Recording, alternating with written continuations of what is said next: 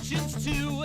Thinking of aeroplanes, but not of you. But I know you're down there, always cutting through, waiting for gravity to bring me to you.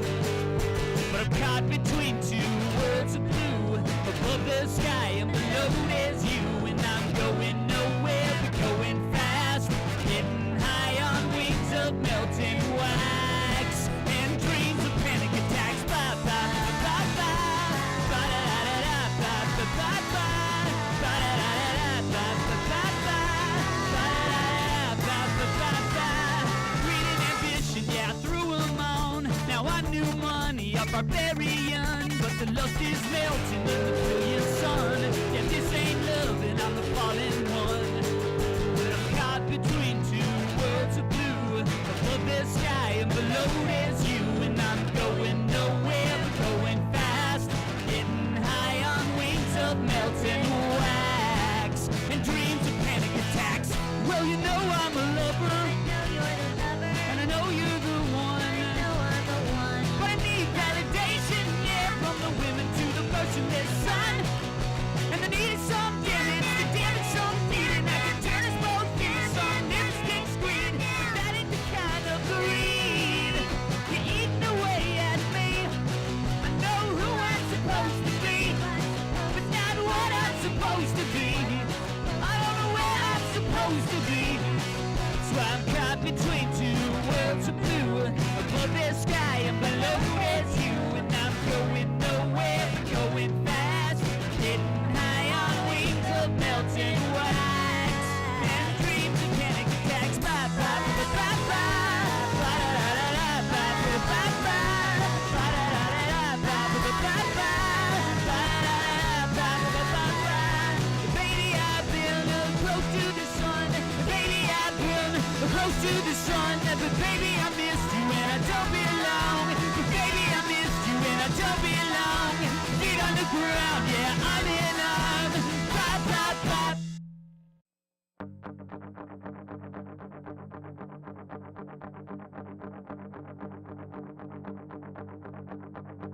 Underwater color and the heat from the band that came from Argentina.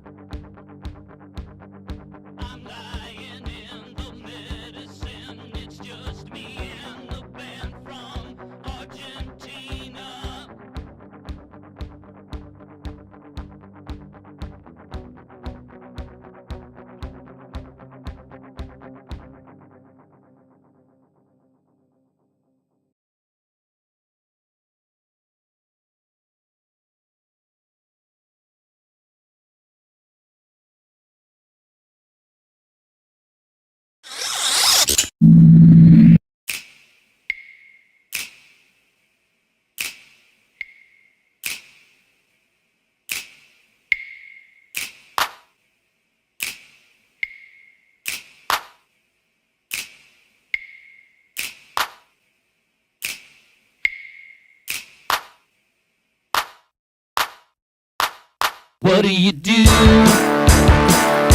you got no time? And the world wants something pretty and that rhymes. They want proof. Yeah, you got proof. So put your keys on your knees and hammer out a line. You got to write it down, write it down, write it down, write it down, write it down, write it down, write it down, write it down, write it.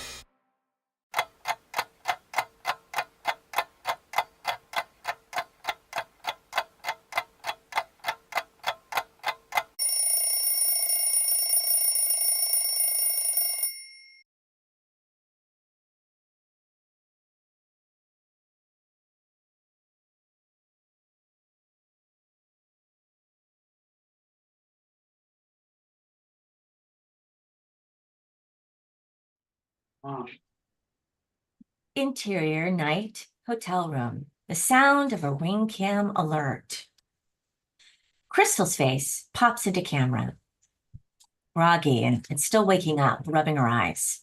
Darren Shelter's face is inches away from her camera. What the fuck?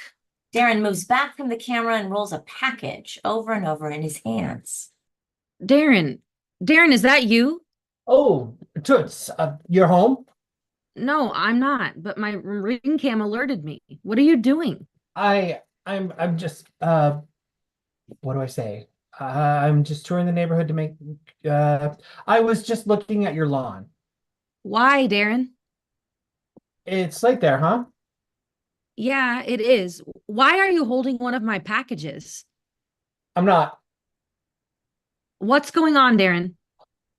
It's just okay, so the truth is your lawn is 2 inches over the HOA guidelines, and I was just dropping off a note to remind you This is weird. Let me call you, okay? She calls and puts Darren on FaceTime.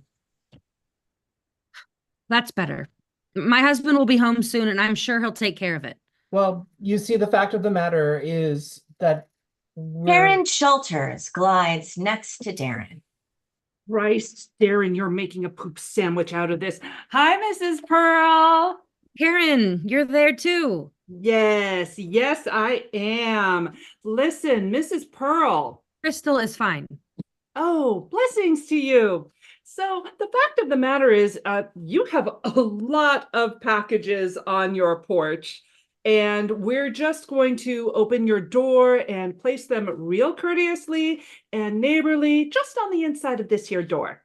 No, Karen, you do not have permission to enter my home. Like I told Darren, my husband will... Yes, I heard that, but see, as the president and vice president of the HOA, I'm going to have to gently insist that we open this here door and place these packages on the inside of this door. No, you do not have permission to enter.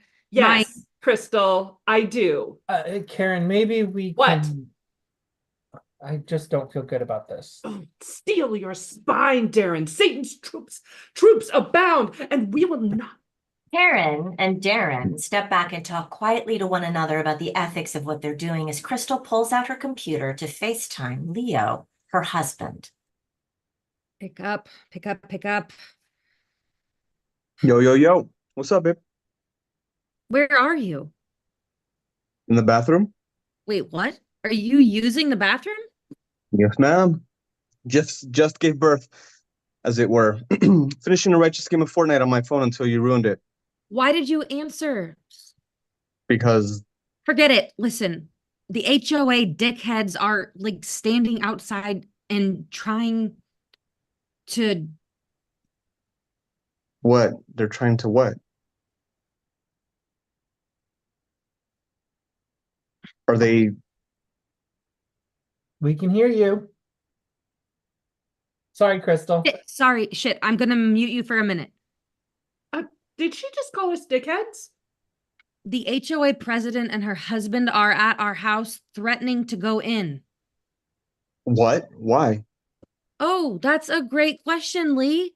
Why would be because our yard looks like a fucking African safari because you play Fortnite 15 hours of the day and can't manage to do adult things like mow the lawn, paint cabinets, shop for groceries, or bring in packages. I resent that. I'm sorry? I resent that. I'm sorry, bad connection. Did you say you represent that? Babe, going pro takes time. I have to commit tons of hours. Shut up, shut up. You are a 43-year-old father of 2 and a husband. You are not going pro in Fortnite. Babe, They are threatening to take the packages into our house. what? Those weren't supposed to arrive until Thursday. It is Thursday. Can't you remember anything? What? Yes, it's Thursday. Adult things, Lee. Just go home and put the packages in the house. Well, see, the thing is, That's the thing. I can't at this moment go home. What? Why? Well, Where are you, Lee? I'm Are you fucking around on me? what? No. Then where are you? Well, I Answer me. I'm at a Fortnite symposium in Idaho. I dropped the kids off at my mom's. I got here yesterday, and I will get home in the morning. I figured since you were gone, when the cat's away, the mouse will play and all that. Are you mad? You look mad. Are you fucking kidding me? I would rather you were cheating on me. No, look, it's Crystal switches to her phone. Put my packages down, Karen. HOA guideline 2.1/A states no more than 5 packages shall be placed on a porch at any given time. How much did you order?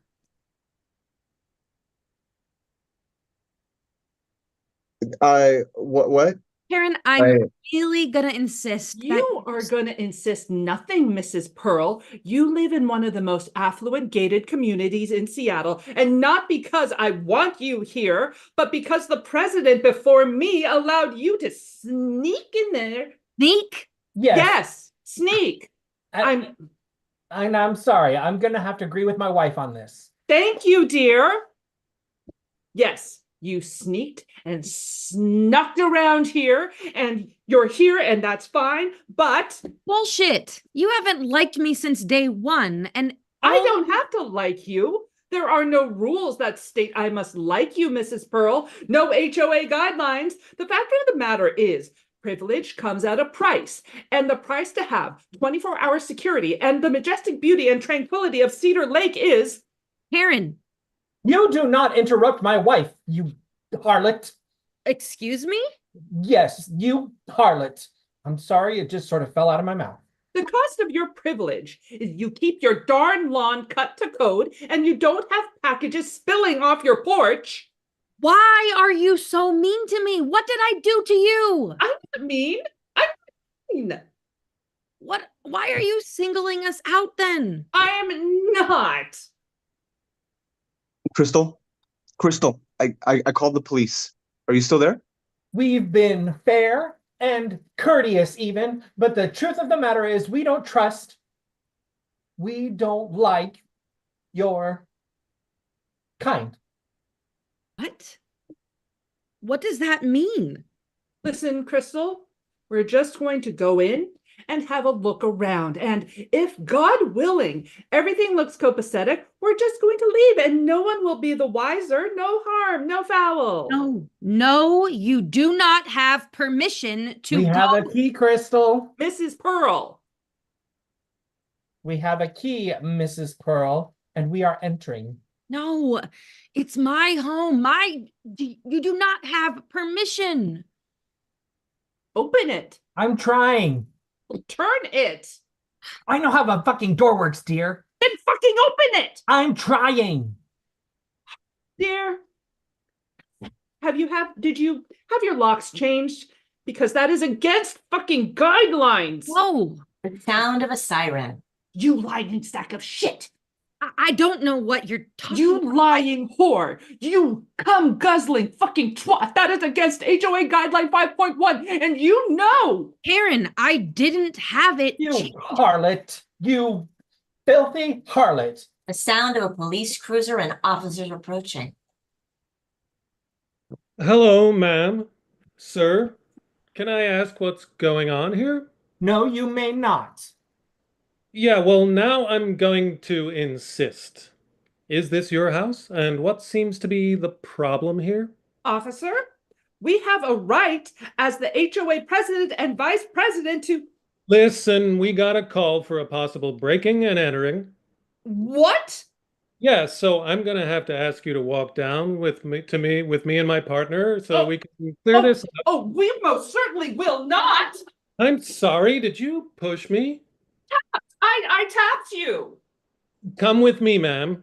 Take your hands off my wife. Sir, if you don't step away, you are going to get tased.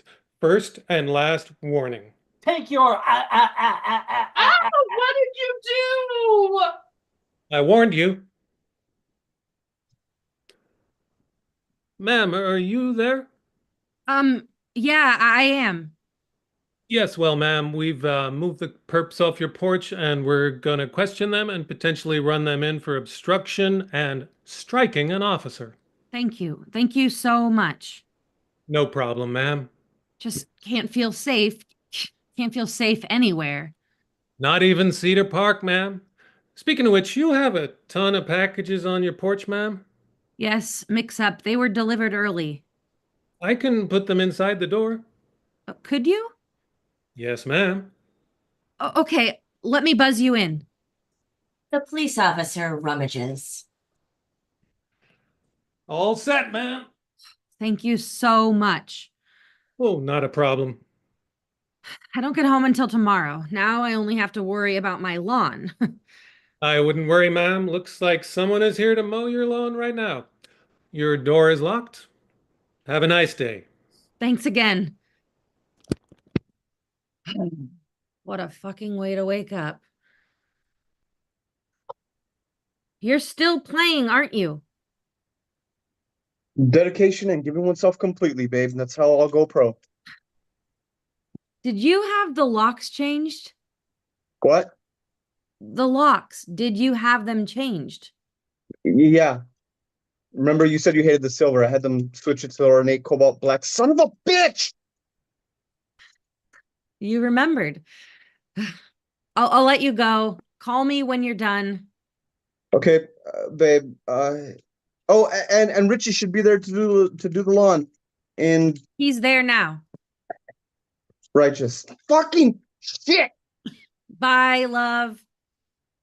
Oh, hey, babe. That was 25 pounds of pure heroin. We'll have to cut it and measure it when you get home, okay? Yeah. I think this trip was fruitful. We have a new distributor. Righteous. Love you, babe. Bye, love.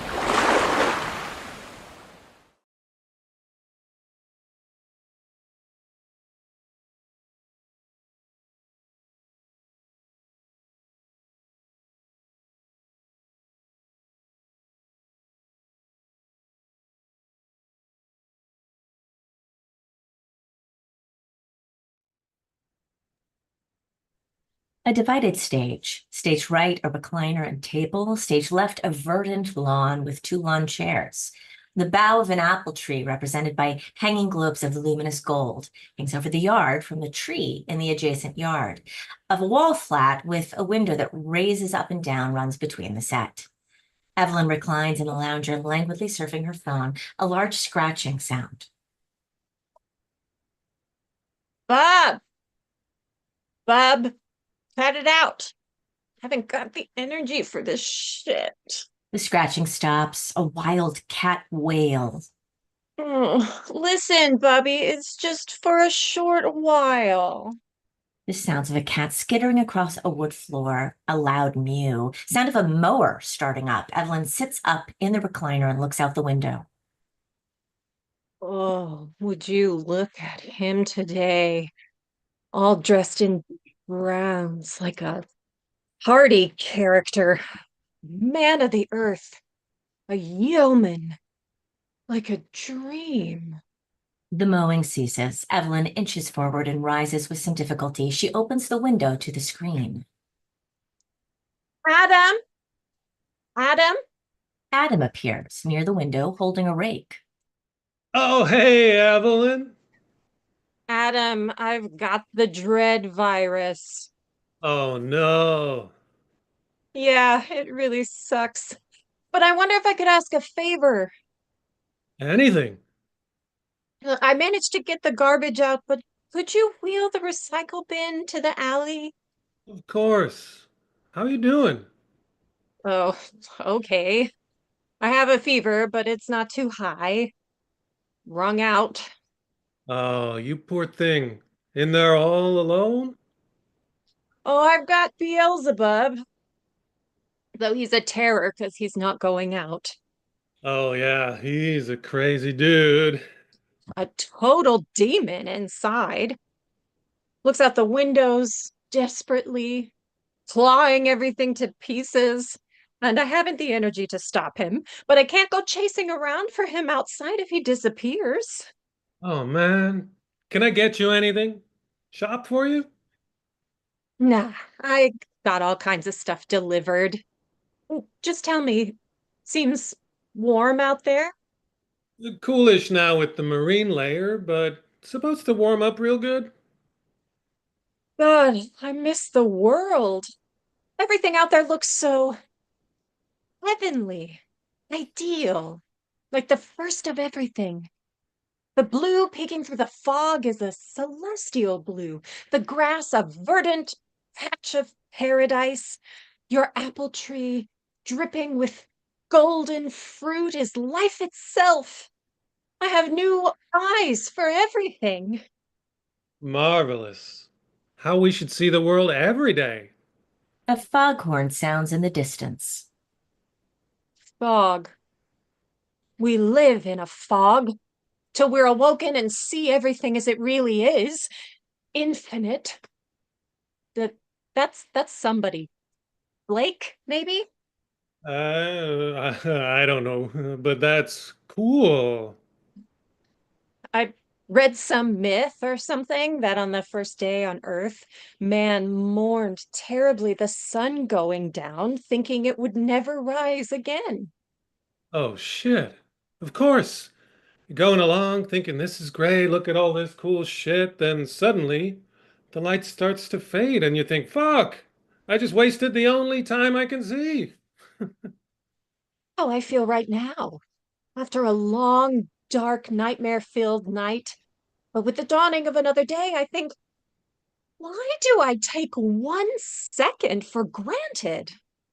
Yeah, we keep our heads down and manage our tiny bit of grass that never is ours anyway, and neglect to see that we cling desperately to our little plots rather than raise our eyes to the vast beauty, truth, and yes, horror of life. Yes, yes, I've been ruminating on it for days. Why do I sleep when I could watch the night skies? Why do I work at some meaningless pursuit when I could do something, anything, to help end human suffering? Do good for others instead of buying meaningless junk to make my life one. my one life just a little more comfortable. What if, from this day forward, we were to live every second as though today was the only day with light? Now! Now! Now!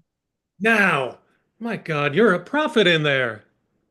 Well, probably I just have a fever. No, you're absolutely right. What am I doing out here with my lawnmower and weed killer? Who am I to kill a plant I deem a weed? We're no better than weeds. No, no. Adam, where are you? I thought you were firing up the grill. Oh shit, I better go. The grill, breakfast sausage, the mundane job of sustenance. It has its place. I shall trolley your recycle bin to the curb and note the miracle of life in your back garden. I thank you, fellow human, for your kindness in my suffering. Alice enters behind Adam and stares, hands on hip. Adam doesn't see her, Evelyn does. May I check back in on you, oh prophet? Yes. I mean, if you want. I'm bored shitless and clearly raving. You're actually making more sense than anyone I've spoken to in I don't know how long. Adieu for now. Adieu. Adam exits. Evelyn, exhausted, sinks back in the recliner. Bub howls and scratches furiously at the door. I know, Bub. It's madness in here. We have to get out soon. I just flirted wildly with the married neighbor. But did you see him standing there like an Adonis? With those shoulders and his rake and those eyes sparkling. It's like I never saw him before. I'm in love. Feverishly, madly in love. God help me. Bubs hisses. You're right. The devil may care. I've heard their fights. He's repressed, beaten down by her and all the mundane chores. Way too young for the yoke. He and I could be the beginning of something brand new, extraordinary, walking through life hand in hand, our eyes wide open. Bub howls an unearthly sound. Hell, open your fiery chasm for me. I will dive in. This is a love worth dire sacrifices, the most abominable actions, the most terrible of human trespasses. What are we here for but to love with ferocity? Bub moans. Ah, Jesus, hang on. Evelyn practically crawls out of her chair. Off stage, we hear the sound of kibble falling in a metal bowl, then Bub's ferocious chomping. Evelyn re-enters and stares out the window. Oh, that's right, Beelzebub. Devour life. Gather ye rosebuds. Carpe diem. Winner takes all. I have to shower and change, make myself decent as he may come again. Unless God stays his hand. Evelyn exits. Lights fade, then shift. Evelyn is in her chair, all groomed.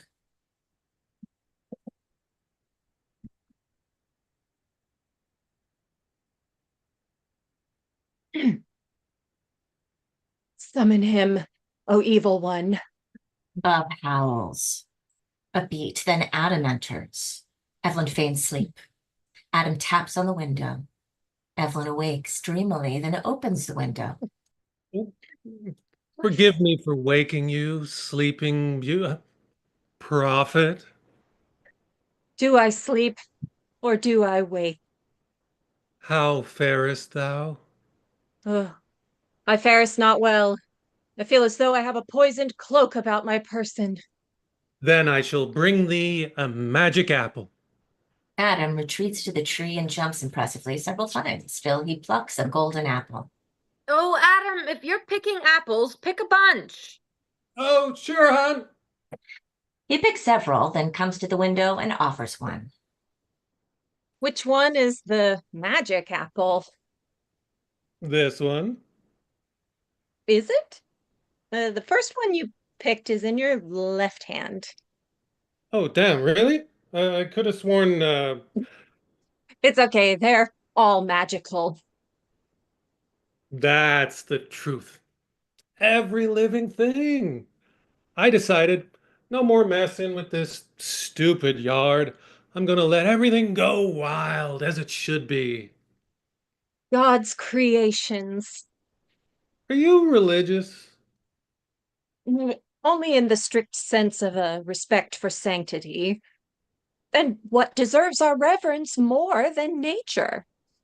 We think we live above nature. It's our fatal flaw. Evelyn, you're so pale. Ugh, it's the crud. But at the same time, don't take this wrong. You're so luminous behind that screen. Like a cloistered saint? Yeah, something like that. Adam! You should get some air. Why don't you sit out front and get some sun? I'm pretty weak. And I feel bad because Bob would go absolutely ape to see me free. Bub wants you well. If you're well, Bub can go free. That's true. Tell you what, I have some chores to finish inside, but Alice has got a lunch thing. Why don't I make us a couple of sandwiches and I can bring them out to the chairs in a couple of hours? Oh, I don't want to be any trouble. And I don't want you to catch this. No trouble. And the vast sky is our purifier. Oh, it would be nice to join the living. It's a deal. Adam exits. Bub, my little hellion, there's no stopping it now. The die is cast. Moth to a flame. Fate is sealed. Bub mews softly. Evelyn exits. Lights shift. Alice enters carrying a plate. Evelyn enters the outdoor set and sits in a chair. Thunder rumbles and Evelyn looks around, surprised. Evelyn! Oh, bliss. Adam sends his regrets. We sprang a leak, had a bit of a flood. Oh, no, is it serious? Oh no, a minor inconvenience, nothing we can't shore up. Nice, he's so handy. We're each handy in our own ways. Here, I baked you an apple pie. Thought you might like a piece. Oh, nice of you. Sorry you're not well. I'm sure this pie will revive me. Or be your downfall? What? You mean like the tree of knowledge? What? No. I meant it's fattening. Pie is my downfall. Oh, don't mind me. My mind's in a fog. Well, may the fog lift and show you exactly where and what you are. Ah, yeah, right. I mean, I hope so. Me too. Outdoors, the lawnmower starts up. I guess Adam plugged the leak. Ah, tending the lawn. Yes, he loves a garden in good order. God forbid chaos. God does forbid chaos, makes light out of darkness. Let there be light. Those who do wicked things hate the light, lest their works should be exposed. Is awfully bright out here. You really look like shit. Oh, yeah. I feel like utter shit right now. Comes with the territory, unfortunately. I guess it does. Well, hope you feel better. Yes, thanks. Take care. Oh, yeah, I intend to. A rumble of thunder. Evelyn rises with the plate and exits stage right, then re-enters stage left, indoors.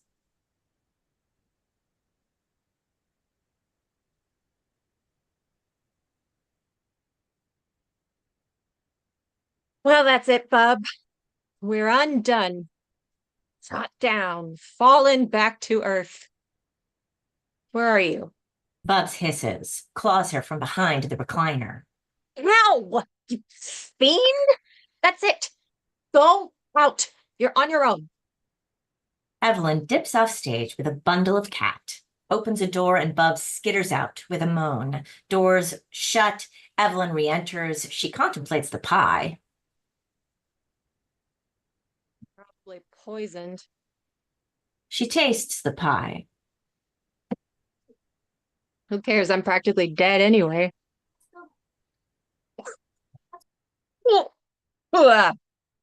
Slow down, girl.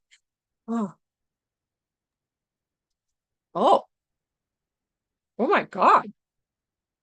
I never tasted anything so good in my entire life. A revelation. Mm, mm, mm. Evelyn devours the pie. Mm.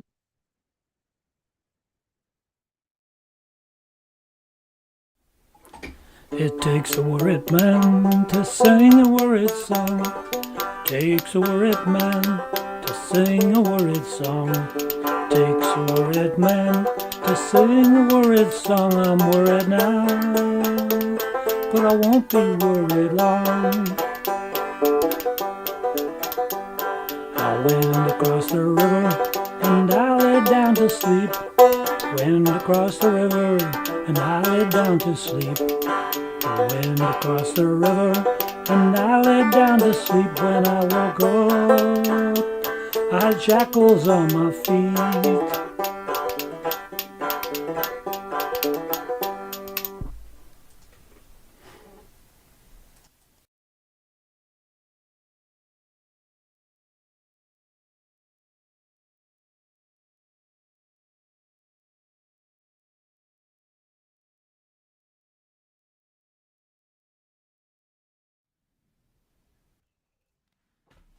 Lights up on two screens.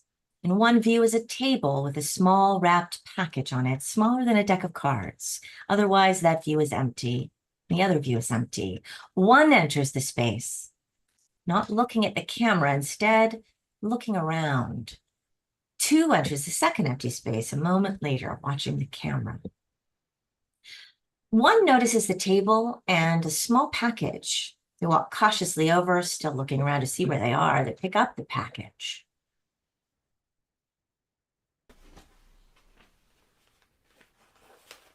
What the hell? What is it? Who the hell are you? What do you have there? I don't know. Don't you, though? I said, who are you? Why are you here? I could ask you the same thing.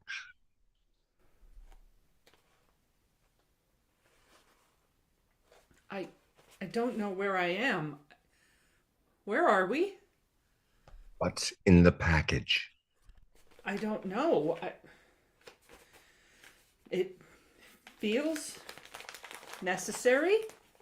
If it feels necessary, it probably is. Do you know what it is?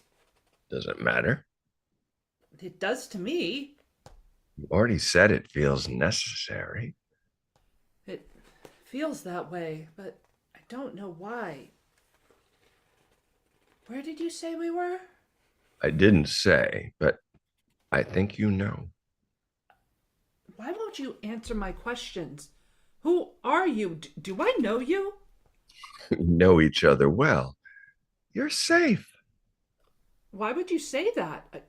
Was I not safe before? Where was I before? You're always safe with me. You know me? As I said, we know each other. Why don't I remember? You don't have to. I remember for us both. But you will remember soon. You always do. Always? We've been here before? Many times for many years. What's in your hand?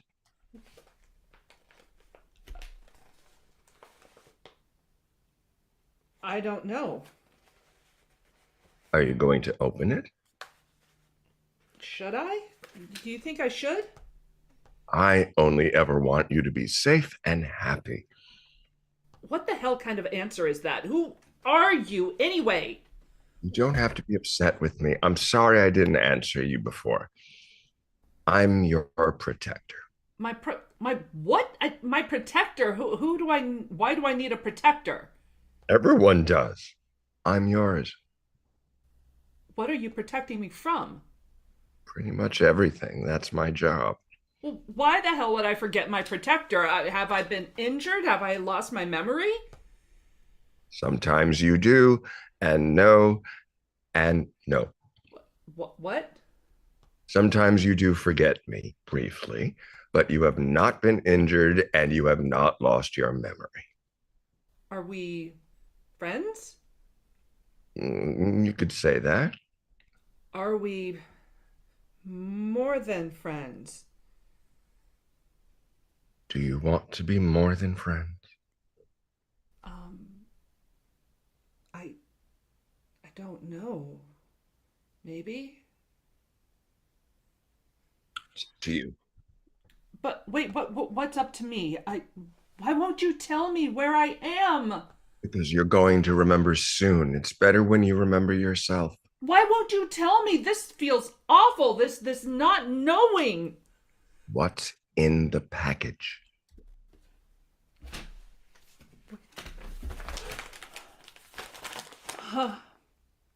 I don't know. Do you know what it is? I do, and I think you do too. But I don't.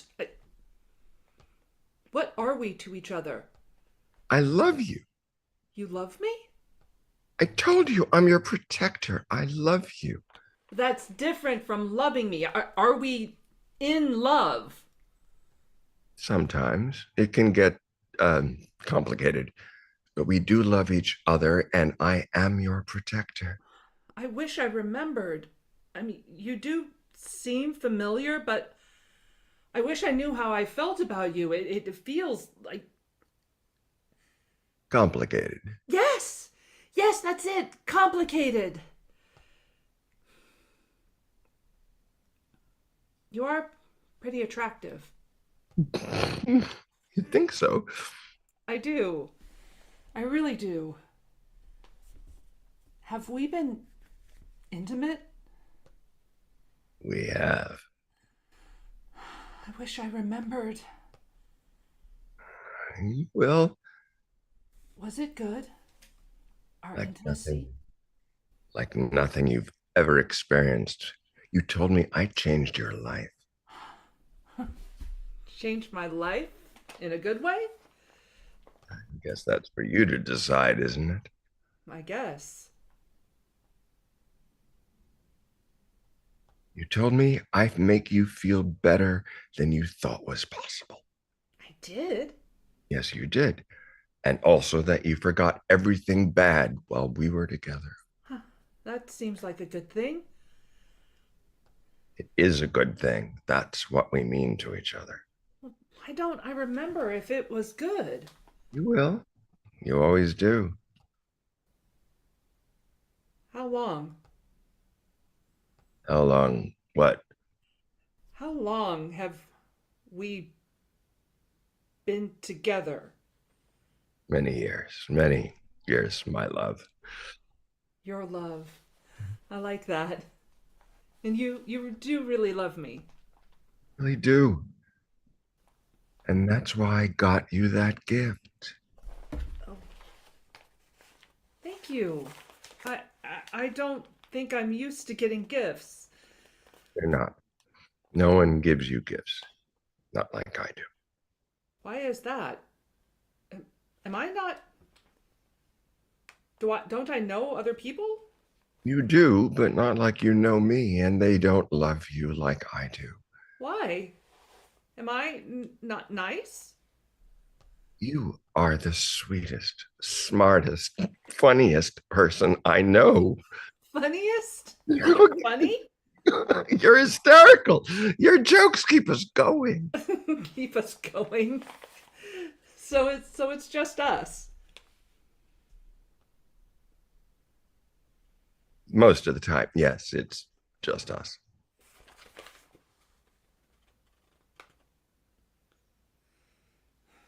I'm reluctant for some reason. Maybe I don't need to open this. Maybe not now. It's up to you. But when someone gives a gift, it's considered polite to open it. I think I should wait. I don't need to open this. Not right now. I think you should open it. Do you? You said you were my protector, and I guess you would know, right? That's right. I am your protector, and I know best how to keep you safe. That's why I get you presents sometimes. Keep me safe. To keep you safe. And you know what's in here. I do. And so do you, if you think about it.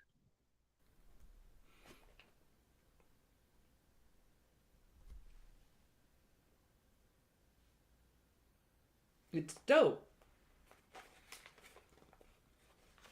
It's heroin. It is. You got me dope. I did. I always do. Who are you? I told you I'm your protector. No, you're not. I know who you are. Who am I?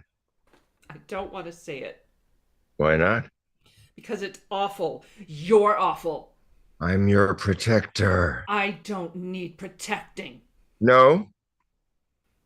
Who made those bad feelings go away when your boss told you off before he fired you? Stop it.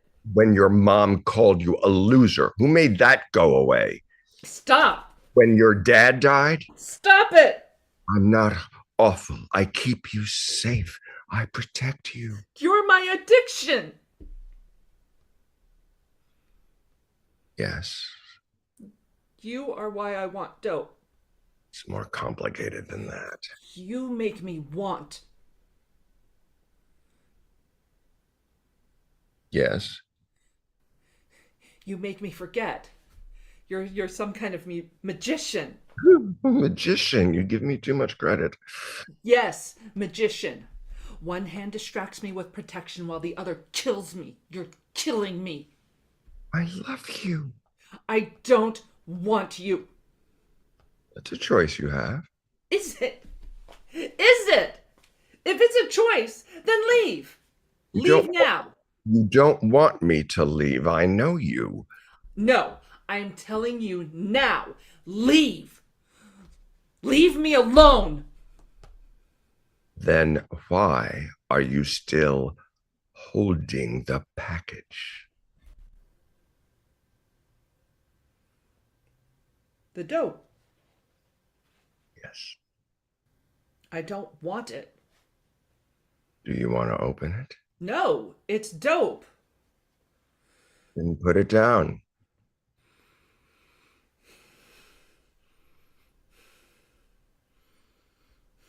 How will it make you feel? Wonderful. Powerful. Loved. Yes. Loved. I love you. All you have to do is open it. Yes. I want to open it. I want it. Of course you do. I got it for you. It will protect you from today, and it will protect you from tomorrow.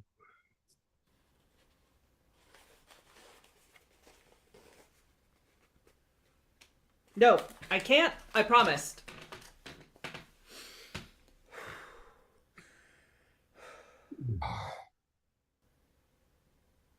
Wait. Where did you go? Hello? Hello?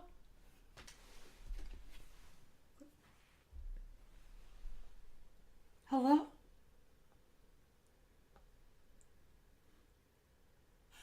I thought you were my protector. I am your protector, but you have to let me protect you. But you left me. And I came back as soon as you accepted my gift. Have you accepted my gift? And you love and protect me? I do.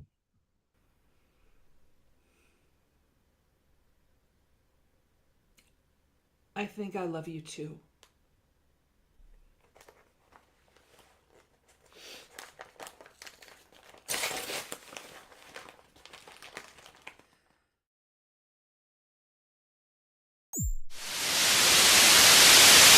Theorems of wonder could be proven true. Most of literature is about want. We connect through It stories. sets us back on our heels as readers or viewers in very productive ways, right? In ways that make us want to re-enter the text rather than to be pushed out of the text. I actually can't talk about this to people anymore. And that's where writing comes in. You're like, but I can write about it. Like, I want to tell a story that gets your blood pumping a little bit, you know? I don't want to read something and feel shitty. And I think escapism has its time and its place, but sometimes it feels like it's like getting a glut of like was candy. definitely in a place in my life where I was like trying to reclaim my erratic self because I'd lost it. So this book for me is kind of a map. Just slays me because it's so obvious, so simple, and yet it's so true. The thing that lasts no matter what is the love that we put in. Chance we have of getting through it is trying to connect with each other and just trying to be with each other and like not cutting ourselves off. These writers have spent a great deal of time crafting a story for the sole purpose of reaching through the metaphor, through the devastation and entertainment and adventure and language to connect with you. And these literary interviews or book reviews and conversation are an opportunity to acknowledge that and go deeper.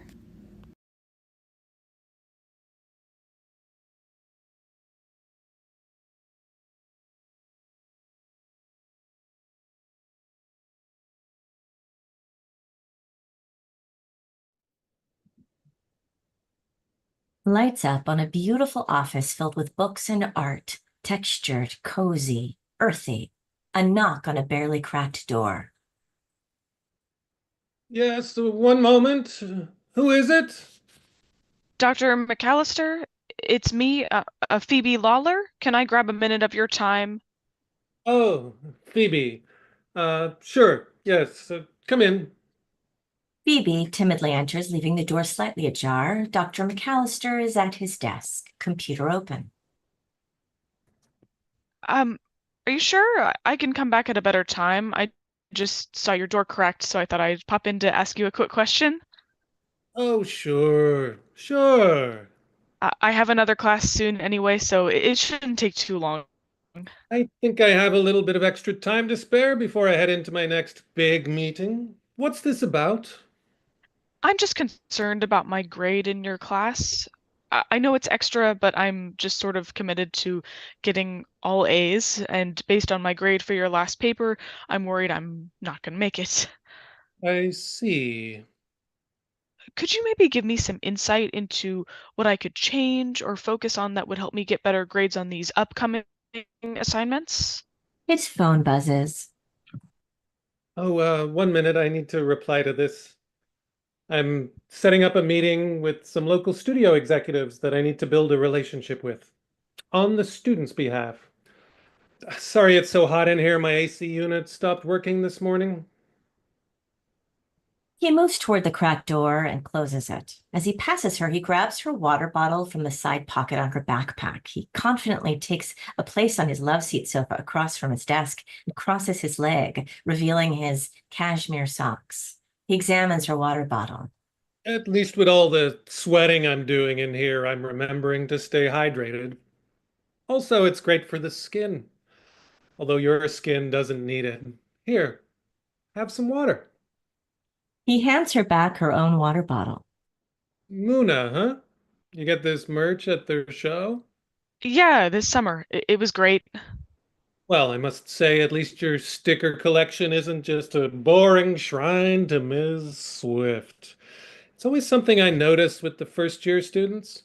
I'm so unimpressed with the simple-mindedness of their fandom, but already I see you're different. I guess. In my 12 years, I've come to learn that I have a unique gift for spotting the special ones. I've not been wrong yet. I'm committed to providing amazing opportunities in the industry for our students, at least our serious students. So, Not the ones that like Taylor Swift. He removes his shoes and places them on the shoe rack by his door. well, I can tell you the first thing that's going to help you with those papers and your grades is stopping into my office more often. Oh, I'm sure you're busy. I don't want to bother you with questions every day. It doesn't bother me to see a pretty face. Here, come, sit. I like my office to feel like a second home, a third place, a refuge from the noise of the campus. So long as I'm not on a call, a cracked door means come on in, relax, make a tea, whatever helps you feel at ease. I even have mood music. He stands and crosses to a shelf on his full bookshelf. He turns his record player on. He starts fumbling through his records. If you come in here more often, tell me about your thoughts on the assignments as you're working on them. I'll have a better idea of what kinds of pointers you need. What's your current mood? Please do sit. He continues to flip through records. I don't really know how to pick music for my current mood.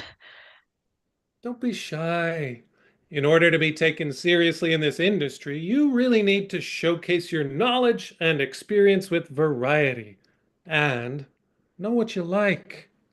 He very slowly, with intense care, takes the album out and places it gently on the turntable. He adjusts the volume to play gently underneath their conversation. He comes to sit down, leaning back into the opposite arm of the couch. For the paper, I read your comments over and over again, and I can't seem to understand what you mean. I brought the paper if you need a refresher on what you said. Phoebe starts to dig into her backpack to retrieve the paper. It's a lot of change. Leaving home, making new friends, getting used to a new schedule. I trust in time you'll get more comfortable just being in here. I hope you'll come to rely on this space as a place of support and care. You can just be here. I'm also a great listener. When things get tricky with your classmates, you can confide in me. I'll be a shoulder to lean on. Thanks, Dr. McAllister. I'm sure it will just take some time to get into everything. It's all a little overwhelming. I call my mom almost every night. Well, you'll see soon enough. It won't be long before you have a full, thriving life here, and your parents just can't understand it all. They'll have less insight than those trusted adults on campus. Phoebe resumes looking in her backpack for her paper. As she searches, Dr. McAllister feels something in his front pocket, remembering. He reaches in and pulls out some fancy hard candies. You like candy? I got these this summer in Tokyo. They come from a specialty candy store. They hand make every piece there in the shop. You can sit and watch them stretch the taffy. These ones have little images in the middle. Look at this. Is that a panda? Yes, there are pandas and pugs and little cats. Not only are they pleasant to look at, they are delicious. Here. There is a faint, quick knock on the door. Suddenly, a new student peeks into the room. Dr. McAllister suddenly has Phoebe's paper in his hands. Dr. McAllister? Lynn, come in, come in. Oh, and who's this? Yes, I was just chatting with one of our new students. Lynn, this is Phoebe. Phoebe. Lynn. I think we met in class. Hi again. Oh? Oh, yeah. I remember noticing your shoes. And doctor, I see you haven't retired the Japanese candy stunt. I just happened to have some in my pocket, wanted to share the wealth. Sure. I brought you a Diet Dr. Pepper. They're stocked again down in the cat. She hands him a bottle of Diet Dr. Pepper. Oh gosh, you're too kind. She knows the way to my heart. Gosh, I thought it was the way to that sparkly A plus. Very funny, Lynn. Lynn here is one of our top students. The guys at Dadu Productions spotted her talent, and we were lucky enough to snag her for the summer internship program. Well, you paved the way for me. Don't let him fool you. It's not all about talent out there. There are games to be played. I've noticed. Did you get a haircut, Dr. McAllister? I did actually. My barber came back from vacation. I practically opened his shop, eagerly waiting for him. It looks nice. I bet your wife likes it when you go to see him. Your beard trim shaves years off you. Oh, thanks, Lynn. You know, my wife, she's not one for the details. She has far too many other important things to be paying attention to. Some of us are going out to see the new Shelton movie tonight. If your wife won't notice, maybe you could join us. You could use something from it to open class tomorrow. Think about it. You can just text me later and I'll send you the details, theater, time, and whatnot. Will do. God, it is fucking smoldering in here. How are you wearing that? I wish I had brought a t-shirt. The open shirt look is my only resort. Oh, wait, what the hell are you listening to? It's on my record rotation. Lynn walks over to the record player. She flips through the records, finds one, takes it out with little caution, opens the cover. Phoebe, don't let this pseudo-intellectual man convince you that he's musically diverse. He's always spinning that story. But once you've looked over this record collection, you'll see through the lies. I mean, he probably has the whole T-Swift anthology lined up somewhere in here. She lays her selected album on top of his selected album, not bothering to put his away. Her music starts to play. I don't have all my records here, obviously, but believe what you will, I know the truth. Just don't be surprised when you bump into me at the Troubadour on a Wednesday night. I'm sure you've got an impressive spread. Well, hang out with Lynn and I, and your musical expertise will surely expand. Lynn sits in Dr. McAllister's leather swivel chair at his desk, grabbing her backpack. Don't put yourself in my category, Doctor. Is your dad also a co-founder of Amoeba Music? Wait, your dad works where? Amoeba Music? You've been, right? She's new here. She probably hasn't gotten out much. It's hard to see shows when you're so focused on getting A's. Oh, Phoebe, are you a music virgin? Well, no, I mean, I listen to music. Okay, sure. But like at shows, do you listen to music? Do you really experience the music with your whole body? She's from Ohio. That tells you enough. Ohio. Oh, God. It's not so bad. Tell us about yourself then. What makes you tick? Oh, I don't know. I really just wanted to ask a question about my paper. I have to head to class in a few minutes. Oh, don't be so boring. But first, I have to change. I'm dying. Yeah, here's your chance not to be shy. The shy students don't see much improvements on their papers, I've noticed. Lynn will coach you. Lynn grabs Phoebe's hands and forcefully pulls her up from the couch. This is my favorite exercise. Give me your paper. No, let me have that.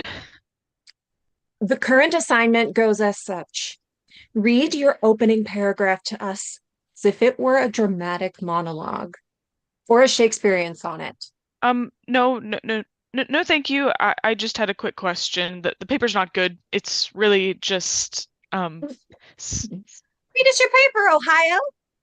Let's see it. It's your chance to be in the spotlight. Showcase that your talent. Ohio. Ohio. Oh, I'm good. I really don't want to. I have to head to class. Boring. First year students are always so blah. It's like they say, nothing good ever comes from Ohio. Here, you do it. You do it better than me. Read it in your movie trailer voice. Through her lens, challenging patriarchal narratives in Greta Gerwig's Lady Bird, and the reclamation of female identity. Boo. And the critics say, why does everything have to be about feminism and identity politics? Who cares if the director is a woman? It doesn't make the film any better. Here, now perform this first paragraph. Sell it to us. Sell us that A+. Okay, I mean, I don't really like this. Can you please stop? I have to go. Lynn shuts the door. Lights it. No, I'm not doing it. Oh, don't spoil our fun. Come on, relax. We're just having fun. Don't take things so seriously. Give it to me. I'll read it. Stop! I said stop! Ooh, she speaks. God, people warned me about you and your power moves, and I didn't want to believe it. And I knew you were trouble when you walked in. Who knew you could be 22 years old and still be a mean girl? You know, I was having the best day until I came in here. So I finally got the courage to come in here and ask for help after feeling overwhelmed and confused. I thought maybe there is something I can change that will turn things around for me. After all, it's only September. I have time, right? But then I'm just sitting here, waiting for my moment, passively avoiding your advances, squirming in my seat, and you try to act all innocent, trying to feed me candy? Gross. I should have just stood up. I should have said no. And instead, I'm sitting here silently thinking, why me? And suddenly, I feel 15 again. Frozen and scared, unable to breathe, worried that if I say something, you'll think less of me. But hearing how you think of me as it is, Miss Ohio, I don't know if it's even possible. In the moment when you and your little cardigan-shedding lover are trying to peer pressure me into performing for you, I had this epiphany. Why bother holding back? I might as well have just let the mad woman I feel inside come out. You can't win me or my affection with empty promises of fame or success. I won't be haunted by the emotional cost of your so-called guidance or mentorship. Fuck! I'm late to my next class, and I didn't even get an answer about my paper. Forget it. I'll just take the fucking B. She pulls the records off the shelf, grabs her backpack, unlocks the door, and lets herself out. I knew it. She does like Taylor Swift. Duh.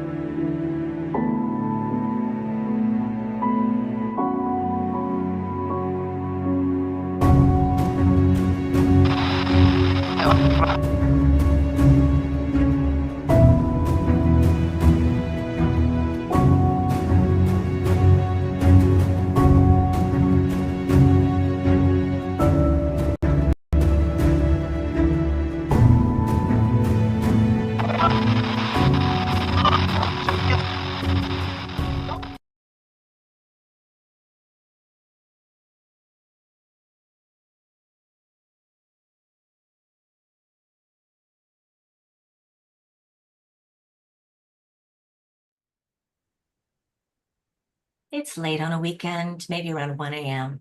Kevin and Lisa lie in bed together, trying to sleep, but something's gnawing at them. What was that shit during practice today? I'm not sure what you're talking about. Like, what you were doing during practice.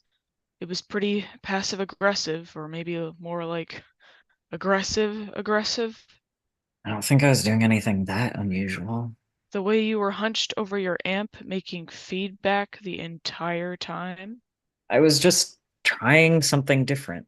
Nothing I've been doing seems to be working with the new songs. You were turned away from us the whole time. Even when the song was over, you kept feeding back. I don't know what to tell you. I didn't realize you were so anti-experimentation. Don't give me that shit. I can see what you're trying to do. What am I trying to do? You're frustrated. How can you not be? About the way things are going. Don't you feel like we're treading water? Like we haven't made any progress in like 3 months. I don't think that's why. I think you're feeling threatened since Mike and I have been collaborating more. What?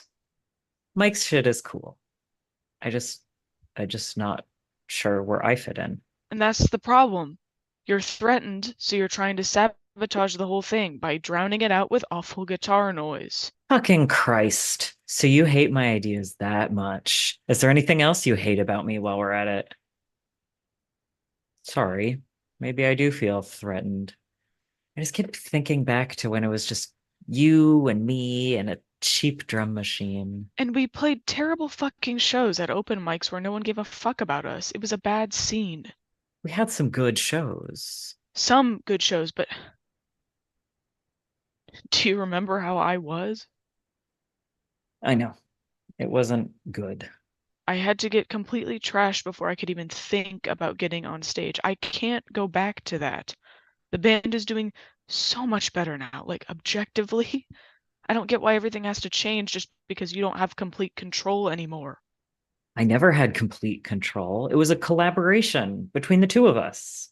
And now we have new members who are also contributing songs.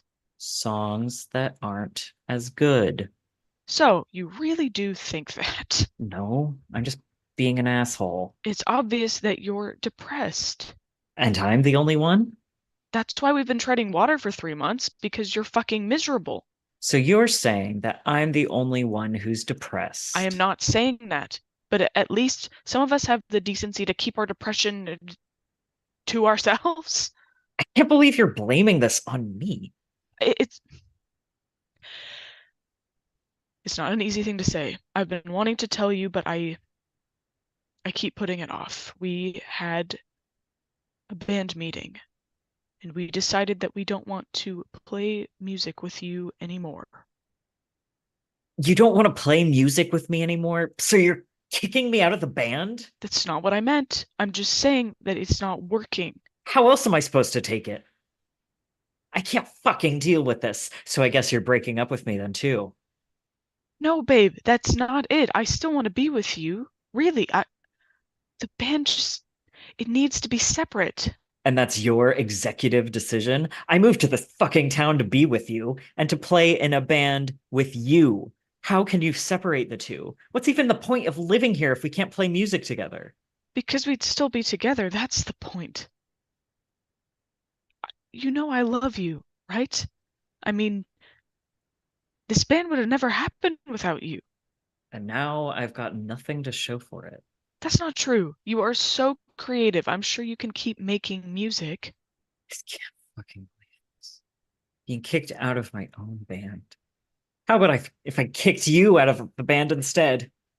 It doesn't work that way. How about if I kick you out of this fucking apartment? I'm paying for half, so I can do that, right? Like, I don't think I want to live with you anymore. This furniture would look so much better without you here. And you wonder why people want you out of the band. Like I said, I'm an asshole. What do you expect? You're not, though. That's the thing. Try telling the rest of the band that. I was really hoping you'd at least recognize what you're doing and try to change. Like, I could talk to the other guys. What are you, my fucking attorney? It's starting to feel that way. Well, I don't need your defending. I just need my fucking band back. The band doesn't exist anymore. You really need to accept that. What I can't accept is that you're just taking it from me, the single most important thing in my life. More important than our relationship? Yeah, way more important. More important than me and more important than you. I'm moving out at the end of the month, and I hope I never fucking see you again. Blackout.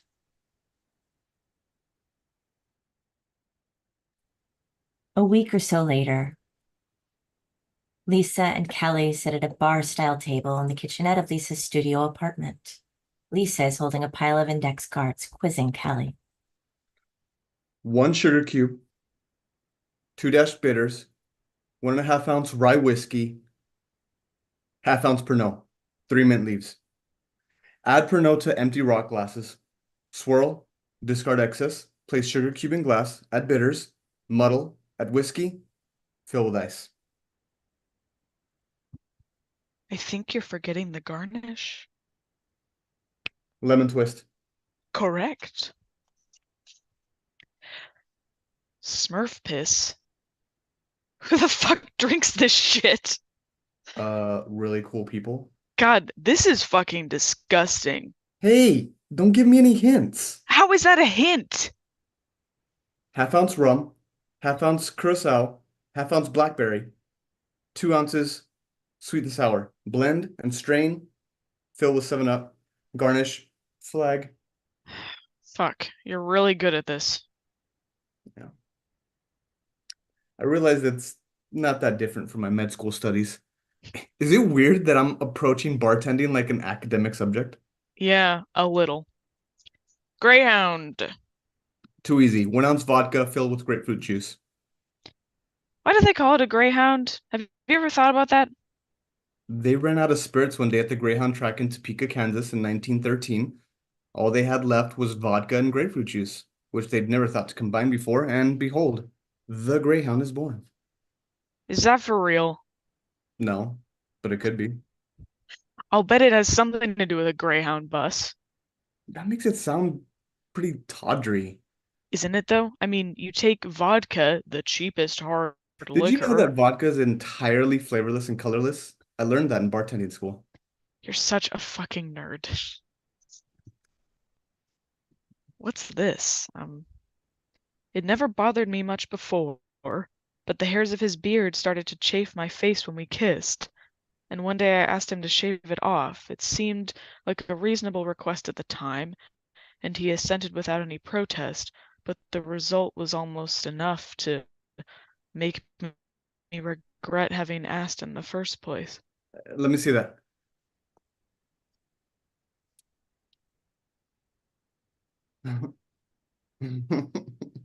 This is one of Karen's cards. It must have gotten mixed in by accident.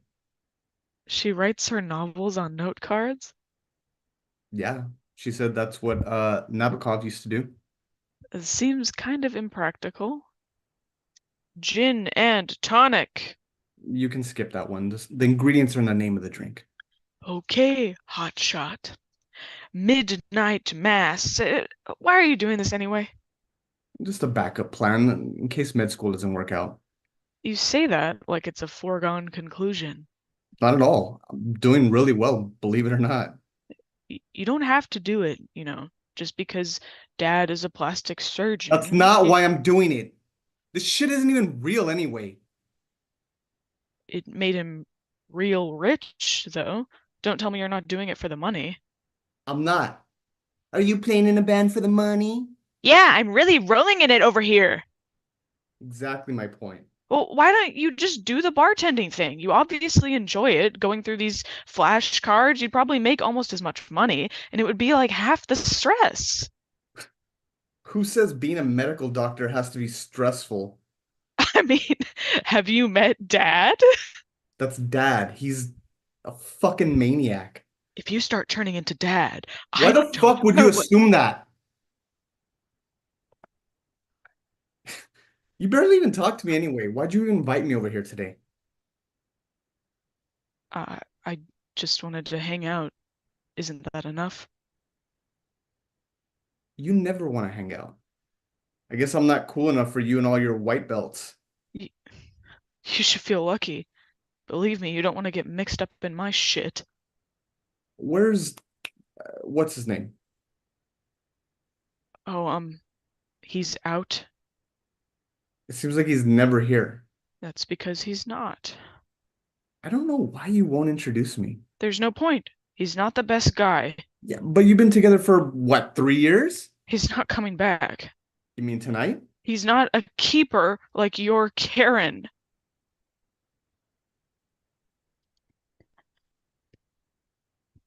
We hung out the other day. She probably didn't tell you. So where is he? Because he's not.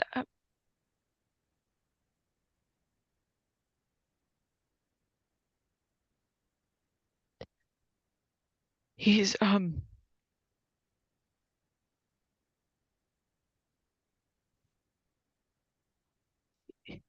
he's gone. I kicked him out of the band.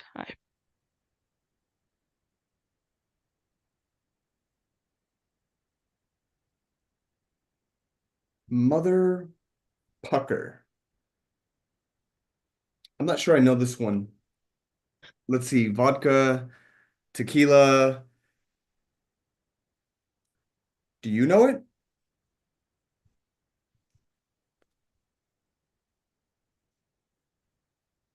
I should probably go. I have an early class tomorrow. Just let me know if you need anything.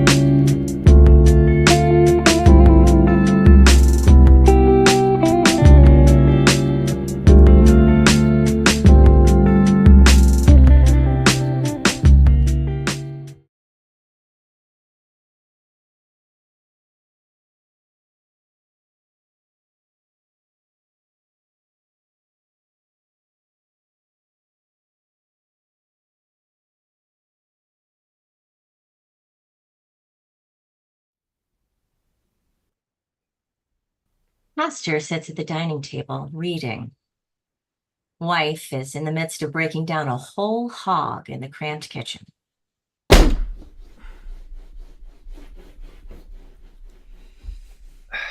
Do you really have to do this in here? It stinks. I want to feed my family. Anything wrong with that? Just buy some pork from the grocery store like everyone else. Well, you bring your work home all the time. Why can't I bring my work home? That's different. Can't you just break down the hog at Smith's Meats, then bring it home packaged and ready to cook? You know the men at Smith's Meat, they get territorial about their space. Maybe it's because the Smiths don't take you seriously. They only hired you because they come to our church.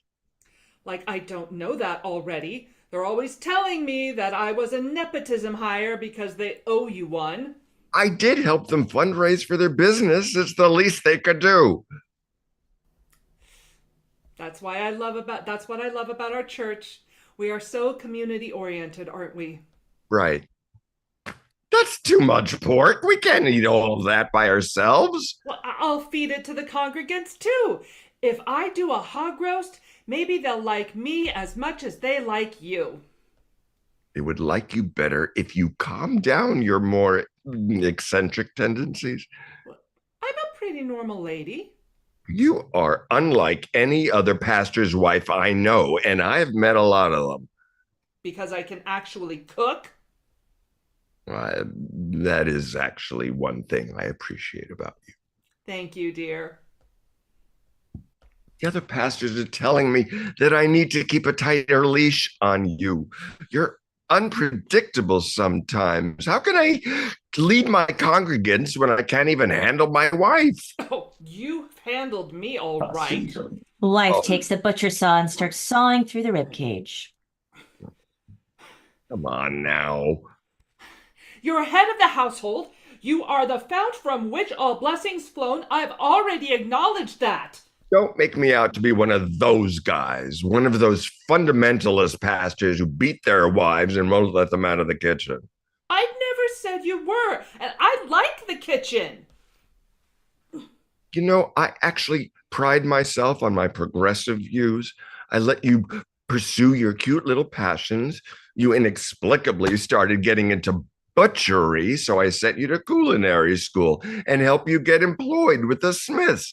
Not many pastors would do that, especially considering how little money we have. But maybe I've been too soft on you over the years. Maybe I let you do whatever you wanted with impunity. You've got quite a lot of nerve, the way you subtly undermine my authority at church. Why the hell were you walking around barefoot in the sanctuary?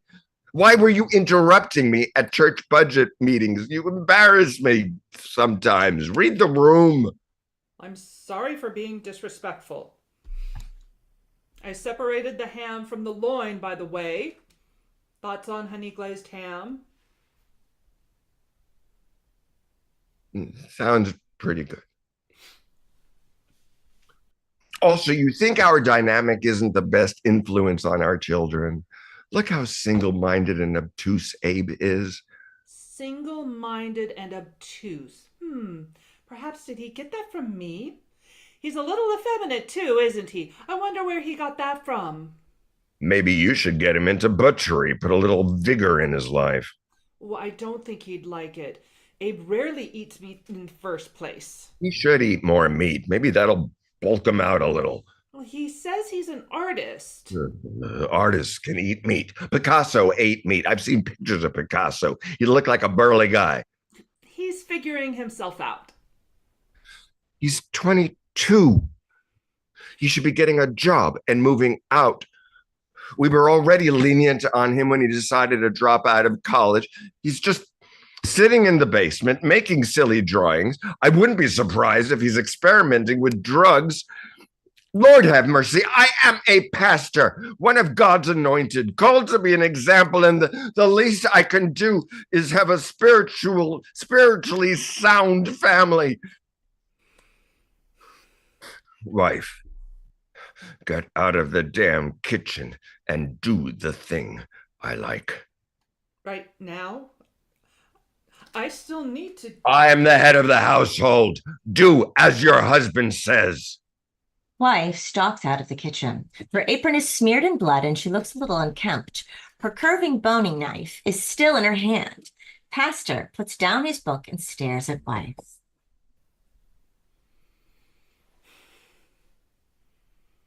Kneel, you worm. He kneels. If I wasn't so covered in blood right now, I'd be all over you. I'd be pulling you by your thinning hair across the living room. And wouldn't you like that, Reverend? Can't you do that now? Shut up! You know you like it when I'm a tease. I'm doing what you'd like as the head of the household. Oh, I'm going to make you squirm without putting a single finger on you. I'll make you crumble in on yourself like dust. Wouldn't you like that, man of God? Very good. Now I want you to serve some of the pork I made to the congregants next week after service. I want you to send a formal invitation to the congregants of Rose City Methodist as well. Our Sunday morning services end around at the same time, and I think it's good to get to know our neighbors. Hey, I will. Keep going. I command you. Also, you should let Pastor Jason do the sermon for next Sunday. I know you've got a hang up about Pastor Jason's public speaking skills, but the best way for him to learn is to do. There's no other way around it. I can tell you're stressed. I see more white hairs on you than usual. I know you're behind on your papers at seminary. What did you think would happen, being so damn ambitious, writing academic articles for the seminary, and also being at work, a head pastor with a congregation? I told you you should choose one or the other. Take a break from preaching next week and think about it. Huh? I will. Great. Wife reaches out to grab him by the hair. The front door opens. Sarah enters. Hey, Mom. Hey, Dad. Hello, dear. Hi, Sarah. Why are you guys so... Never mind. You wanted to see me? Yes, I'm butchering a whole hog, and I wanted to set aside some ribs for you because I know they're your favorite. Have dinner here and take home some leftovers. That's very nice of you. I appreciate it. Of course, anything for our wonderful, capable daughter. I'd make pork spare ribs for you anytime after everything you have done for this family. Wife stalks out of the kitchen, knife still in hand, and gives Sarah a hug. Careful with the knife, Ma. Oh, sorry. How's work? It's fine. Very busy. I'm auditing investment funds for a Big 4 company right now. And how's your relationship with God? Fine, I guess. We're praying for you and your well-being all the time. Thanks. We believe you'll find your way back to God. What? Your cousin Carrie told us that you don't really go to church anymore.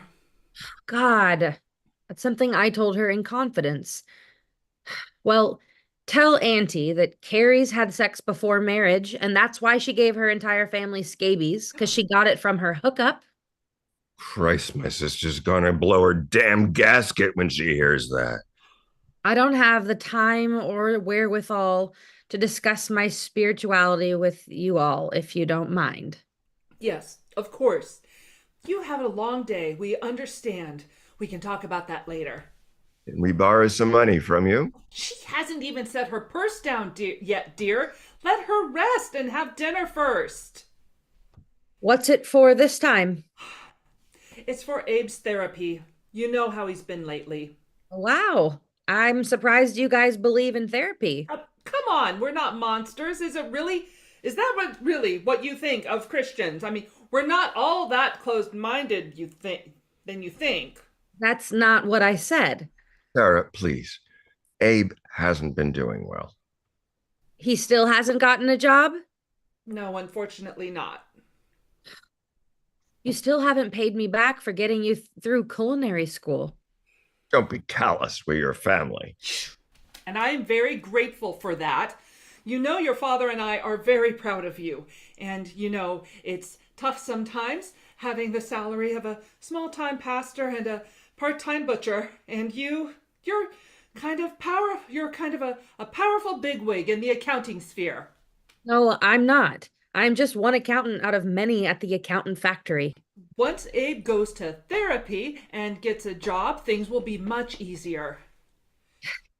If I lend you the money, you won't bother me about my loss of faith? Are you sure we can't talk about it tonight? I'm not going to lend you the money. All right. Talk about it in a month. Well, a month is too much. 2 weeks. No money for you. Oh, 3 months. No. 6? Maybe. Okay. We'll talk about it after 6 months. How much do you need?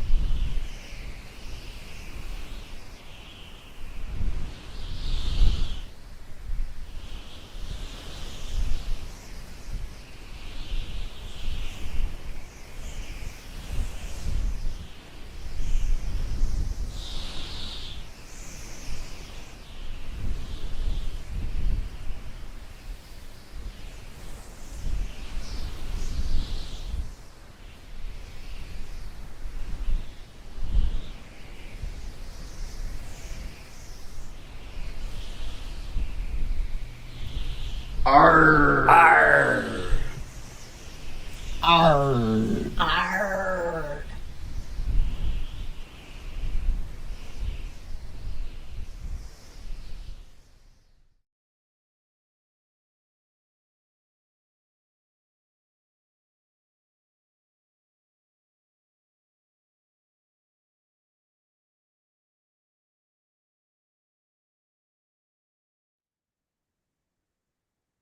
Alex sits in the electric chair waiting for Kevin to flip the switch. Alex, for your crimes, you have been sentenced to death by electric chair. Do you have any last words? I expected a better turnout. I mean, I ate a lot of people. Where is everyone? The circus is in town. Circus is in town? Indeed. Is it too late to go? Much too late. Bummer. Is that it? Is what it? Is that your last word? Bummer. Yeah, I guess it is. Then you need to say it again. What's that? You said a bunch of other words since. If you want bummer to be your last word, you need to say it again. Oh, all right. Go for it. Bummer. Kevin flips the switch. I'll be honest, I expected it to hurt more. I think there's something wrong. No, I think that's it. Shall we go to the circus now? Let me check the list. Strap inmate to chair. Check. Wet the sponge. Check. Place the sponge on the inmate's head. Check. Place the conductive helmet over the sponge. Check. Ask for last words. Bummer. Flip the switch. Kevin flips the switch again. Odd. You know, never mind. What? It's just that I'm quite good with electrical stuff. I thought I might help. But I don't think, given the circumstances, you'd exactly welcome my help. I don't think it would be reasonable to. But you might as well. Why is that? I want to help you. Why would you possibly want to help me? I've missed the circus. And? I've nothing left to live for. Is that so? Very much so. In that case, I may welcome your help. You would? Yes, this is my first execution, you see. I see. And it seems important that I get it right. And if anyone here knows killing, I suppose it'd be you. All right. Then loose these straps for me. Well, I can't do that. Why not? The first step is to tighten the straps. Well, then I can't help. My hands are literally tied. I suppose I could remove them for a minute, just while we figure out what's wrong. Right, and then you'll just tighten them again later. Certainly. Kevin removes the straps from Alex. Excellent. Now, let me see those instructions. Certainly. Have you done this before? Admittedly, you're my first. Well, there's no shame in that. We all start somewhere. Thank you. That's reassuring. Now, it looks like you have this all right, but sometimes it helps to have someone else run through the steps to make sure everything is working. There aren't any silly mistakes being made. That makes sense to me. Now, I'm going to get up to do so, so don't be alarmed. Feel free. Thank you. All right. Now, if you would take a seat for me. I beg your pardon. The first step is for the inmate to be strapped in, and I can't do that if you don't sit down. But I'm not the inmate, you are. Yes, but I can't exactly strap myself in. You just freed me so that I can help. You don't think that's possible? No, I don't have quite the flexibility for that. Right. I'm not a contortionist. Right. Then I'd be at the circus. Right. So I think the best thing we can do is have you pretend. Will Kevin. Will pretending work? I can't know for certain, but I think it's our only option. All right. What should I pretend? Pretend that you are an inmate. All right. For what have I been convicted? Eating people, same as me. Ugh. Can we pick something a little less disgusting? It's actually quite nice. No, please, something else. Fine, the tax evasion. Tax evasion? Do people get the chair for tax evasion? When they evade as many taxes as you have, they do. All right. I'm a convicted tax evader. Now really believe it. I do. I need to be able to tell. You can tell. Criminals can always detect other criminals. Focus hard. Yes, that's it. You can pass for an inmate now. Wonderful. Check the list. All right. Strap the inmate to the chair. Check. Wet the sponge. Check. Check. Place the sponge on the inmate's head. Check. Ask for last words. I would say some last words, very meaningful. Check. Then flip the switch. Hold on. Alex flips the switch. Still nothing? Still nothing. Well, we follow the directions to the letter. We both have. Give me a moment to investigate. Again, I know my electricals. Take your time. Ah. You found it? You're going to feel quite silly. I couldn't feel much sillier. The wires here, they aren't connected. The damn thing isn't plugged in. Ah, I should have checked. That's all right. Like I said, we all make silly errors.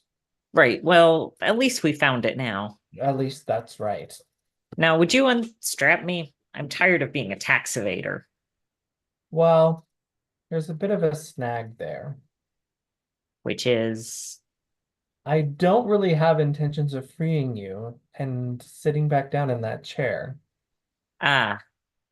Yes. Ah. Any last words? Bummer.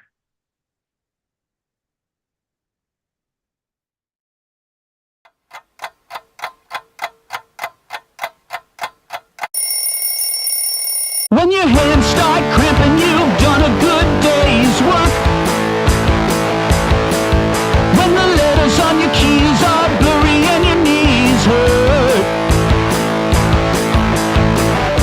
what you gonna